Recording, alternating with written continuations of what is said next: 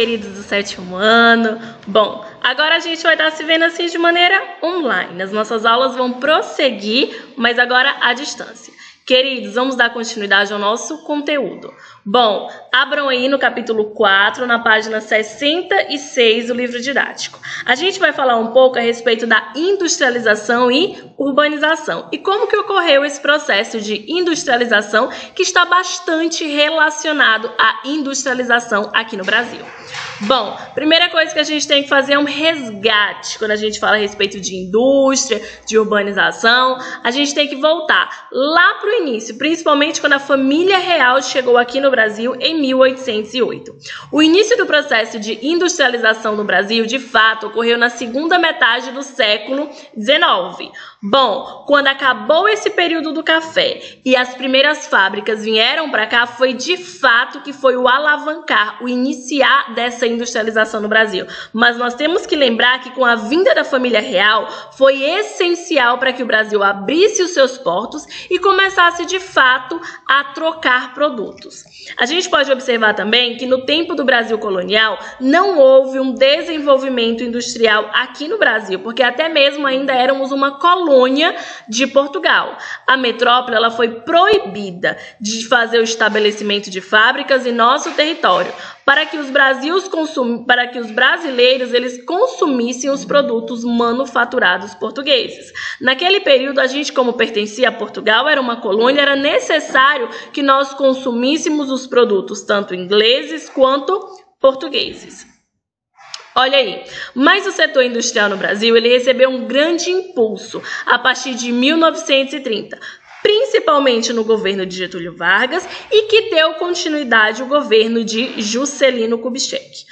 Olha só, no governo de Getúlio Vargas, ele começa a criar infraestrutura necessária para que o Brasil se industrialize. Ele começou a criar as chamadas indústrias de base, e uma delas foi a Petrobras. Já com a continuidade no governo de Juscelino Kubitschek, o que foi que ele fez? Ele abre a economia do Brasil para o mercado internacional.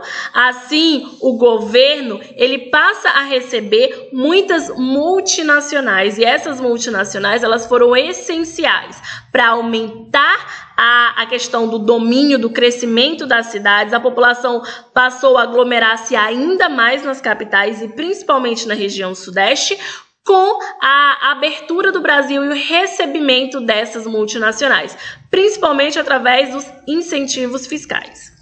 Bom, a gente observa que em 1960, essa industrialização no Brasil, ela de fato se efetivou com indústrias nacionais, que já eram indústrias fortes, voltadas para a questão das siderúrgicas, a questão da extração de minérios, enfim. E também recebendo essas indústrias multinacionais, como vocês podem ver aí na tela. Outra coisa que a gente observa é que essas indústrias, elas estimularam a vinda de muitos trabalhadores para a área industrial, concentradas, sobretudo, nos estados de Rio de Janeiro e São Paulo. O fato que favoreceu também as atividades terciárias, que é o comércio e a prestação de serviço, gerando muito emprego. A gente observa que nesse período, muitos nordestinos migraram para a região sudeste e também na região norte, trabalhadores vieram em massa para essa região, em busca de melhores condições de vida, migrando para essa região e superpovoando essas cidades. Dentre os fatos que contribuíram para a industrialização brasileira estão a questão da acumulação de café. Gente, no período do café, o que acontece? Esses grandes proprietários, eles acumularam dinheiro. Quando o café ele passou a não ser mais um produto tão exportado, o que foi que aconteceu? Esses proprietários latifundiários, eles já tinham acumulado capital, e esse capital foi essencial para que investisse agora na indústria. Olha aí, com a crise de 29, que fez com que os brasileiros investissem em outros setores da economia brasileira, no caso, na indústria. Quando o café não era mais um produto que era tão voltado, que era tão atrativo para o mercado externo, agora passou-se a investir indústrias. E qual que era a mão de obra utilizada, professora? Era dos imigrantes que aqui estavam, principalmente europeus, que aqui residiam, que trabalhavam nas lavouras de café. Agora eles migram para a cidade, provocando um êxodo rural e trabalhando nessas indústrias. Foi essencial também o desenvolvimento de infraestruturas como ferrovias, rodovias e hidrelétricas, para poder escoar esse produto. Porque se eu estou montando uma indústria, essa indústria é forte, então é necessário que eu venha ter um aparato para esse produto ser escoado, esse produto ser levado para o mercado externo. Outra coisa que também foi essencial foi a presença de matéria-prima, como ferro, carvão, dentro do território brasileiro. Cresceu-se principalmente a exportação dessa matéria-prima, logo o crescimento e o fortalecimento dessas indústrias. Observa também aí, como eu falei, a questão da imigração europeia.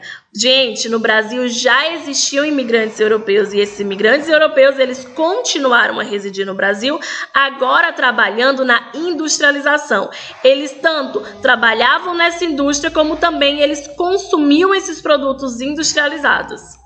Observa-se também que no Brasil havia a questão da mão de obra barata, que era ex-escravos e também esses imigrantes, que passaram a ter um papel fundamental nessas indústrias. O Brasil já possuía um mercado consumidor interno, ávido por consumir produtos industrializados. Lembrando que aqui a gente não está mais no período da escravidão, fazendo com que cada trabalhador receba um salário, mesmo que seja pequeno, e esse trabalhador ele possa injetar esse dinheiro na economia, consumir produtos, principalmente esses produtos brasileiros.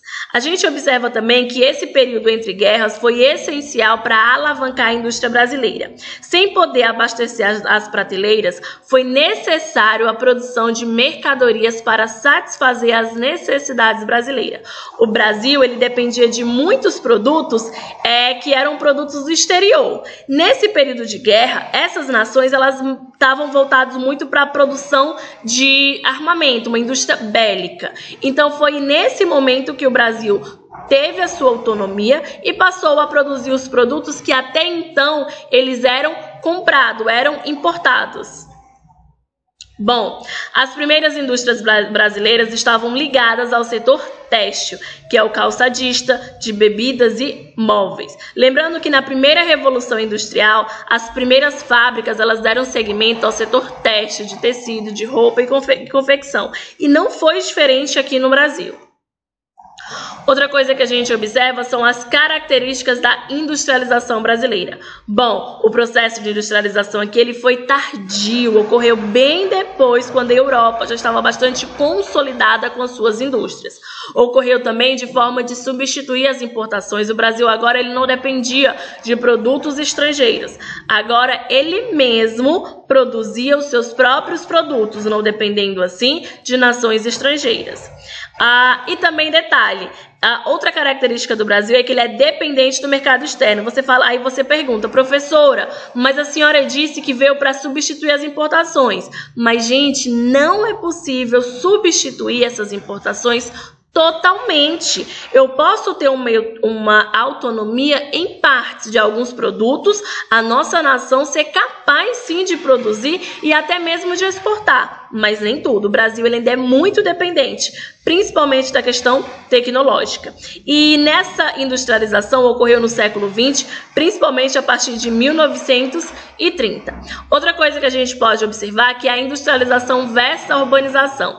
Esse processo industrial ele está completamente associado à urbanização, já que muitos trabalhadores sentiram-se atraídos para os trabalhos na fábrica. Gente, lembra que eu falei a respeito do êxodo rural? Essas pessoas saíram do campo para a cidade não só porque a indústria era algo novo, mas porque também o campo ele se modernizou, tornou-se mais tecnológico. Aquele trabalhador que era arcaico, que fazia de maneira antiga, ele não tinha como acompanhar e nem dinheiro para investir. Logo, ele migrou para a cidade para tentar buscar um emprego, um local onde ele pudesse se encaixar.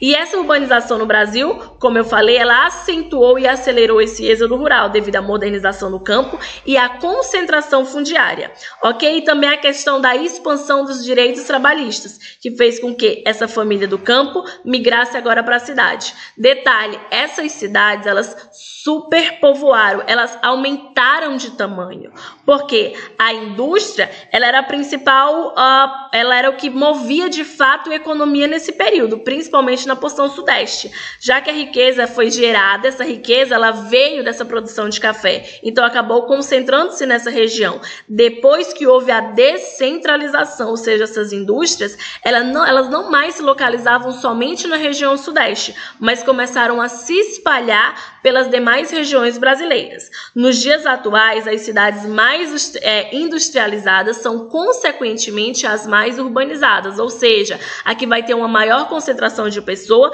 e melhores serviços na área de saneamento básico, na área de saúde, vai ter um número maior de emprego, mas de fato há um lado negativo disso, que vai ser a questão da criminalidade aumenta, a questão de moradores de rua, pessoas desempregadas, pessoas que vivem em favelas, em encostas, locais inapropriados. Aí a gente observa que São Paulo e Rio de Janeiro, eles são colocados como os principais centros urbanos e atualmente são considerados as grandes metrópoles do nosso país, ok? Bom, essa industrialização brasileira, ela ocorreu de fato de uma maneira bastante desigual, porque os outros estados não receberam a mesma indústria, o mesmo crescimento do que essa região acabou recebendo. Assim sendo, concentrou-se bastante tanto a população quanto riqueza, como desenvolvimento nesses dois estados. A gente observa que a partir da década de 70, nós observamos um processo de desconcentração no Brasil, como eu falei para vocês. Os outros estados, eles passaram a oferecer incentivos fiscais, ou seja, a redução de impostos durante um determinado período de tempo, para que essas indústrias se sentissem motivadas a sair do Sudeste para outras regiões. O ganho para essas regiões é que vai ter a incrementação, principalmente na questão da moradia, o desenvolvimento populacional, vai ter também a questão do aumento de empregos e a economia vai crescer. Houve doações de terrenos e outros foram incentivados não só nesses estados e capitais, mas também municípios adjacentes.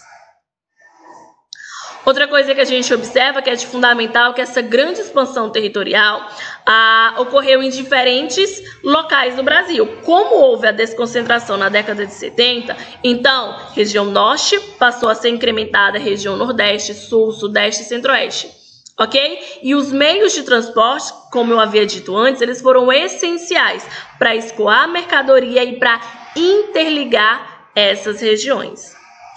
Pessoal, a nossa aula fica por aqui, então continuem a estudar, façam a atividade que eu vou colocar aqui embaixo e também assistam os vídeos da plataforma SAIS e assistam esse vídeo que eu estou gravando aqui quantas vezes acharem necessário. Boas aulas, bons estudos e até a próxima!